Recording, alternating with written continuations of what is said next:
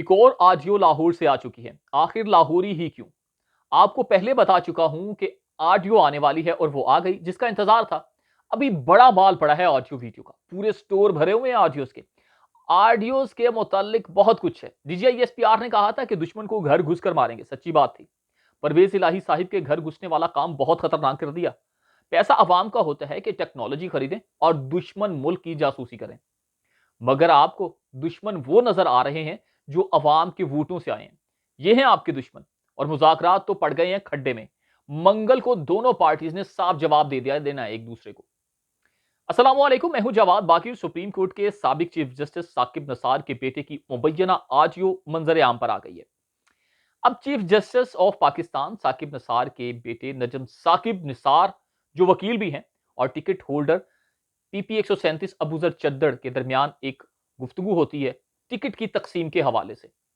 उसकी audio leak हो जाती है।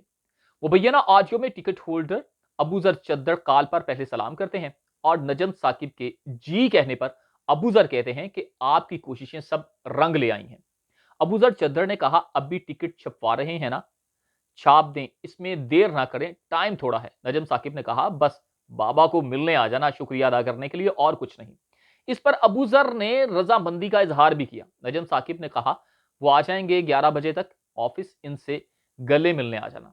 बस उन्होंने बहुत मेहनत की है आपके लिए, बहुत मेहनत की है। अबू जर चद्दड़ कहते हैं कि बहुत ज्यादा। अच्छा, मैं सोच रहा था कि पहले अंकल के पास आऊं या शाम को टिकट जमा करवा कर आऊं। नजम साकिब ने कहा कि वो मर्जी है तेरी, लेकिन आज के दिन में मिल जरूर लेना बाबा को। जिसके बाद अबूजर चद्दड़ कहते हैं कि हाँ, जाहिर है सीधा इन्हीं के पास आना है। नजम साकिब साहिब ने कहा कि बस ठीक है। अबूजर चद्दड़ कहते हैं कि 12 बजे टाइम खत्म हो जाना है।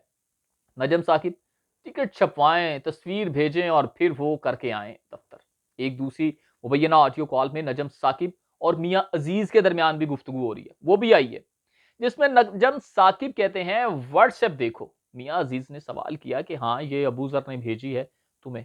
नजम साकिब ने जवाब दिया, यार मैं भी वकील हूं। इस पर मियां अजीज ने सवाल किया कि नहीं, ये अबू जर ने भेजी है तुम्हें या डायरेक्ट आई है। नजम साकिब ने बताया, मुझे डायरेक्ट भी आ सकती है, जरूरी तो नहीं अबू जर ही भेजे हर चीज। मियां अजीज ने नजम साकिब से सवाल किया कि इसके ऊपर से आऊं। नजम साकिब ने जवाब दिया कि आना है तो आ जाओ, वैसे मुझे तो उसने भेजी है। नजम साकिब ने सवाल किया, तो काम किसने कराया है, किसी और ने तो नहीं कराया। इस पर मियां अजीज ने कहा कि बस गुड हो गया। नजम साकिब ने सवाल किया, तो क्या सीन है। मियां अजीज ने जवाब दिया कि कर लेता हूं बात, ओके।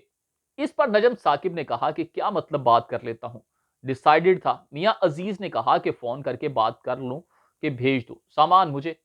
भाईजान जुबान हुई है, मैं कोई ऐसे वैसे नहीं। नजम साकिब ने कहा कि तुम हो जाओ, मेरे लिए हो जाओ, वरना मैं तुमसे बात ही नहीं करूंगा। चलो ओके, मैं करता हूं, मैं वरना डायरेक्ट हो जाऊंगा और तो कुछ नहीं कर सकता।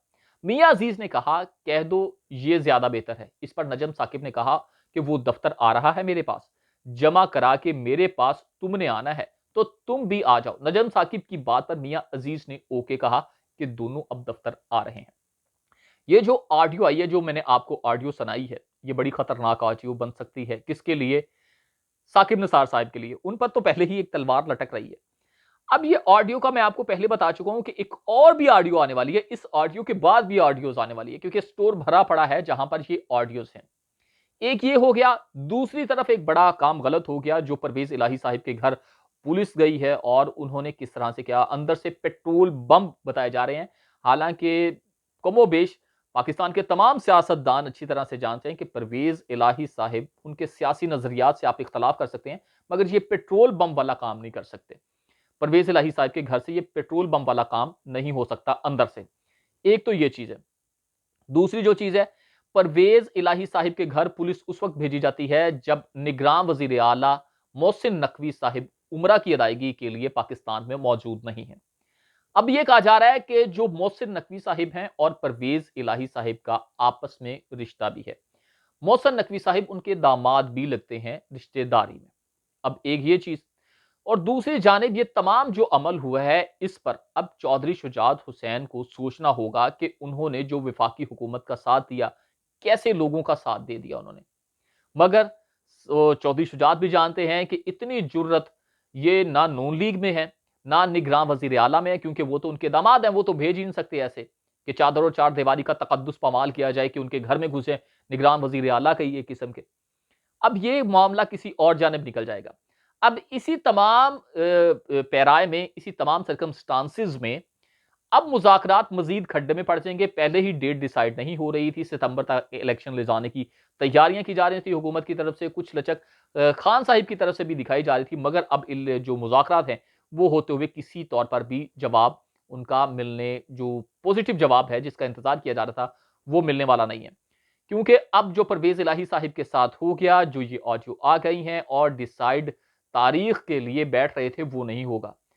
अब ये जाके वाज़ेह तौर पर हुकूमत है, वो कह देगी अदालत को कि जनाब हम तो बैठे थे इनके साथ, मगर यही बैठने के लिए तैयार नहीं, ये हमारे साथ जो तारीख है, डेट है, उस पर कॉन्सेंस हमारा नहीं हो पा रहा है। अब ये पीटीआई वाले ही पीछे भाग रहे हैं, मगर पीटीआई वालों के पास भी अब कोई ऑप्शन नहीं बचा पीछे भागने का या कि उनकी डेट मानने के अलावा।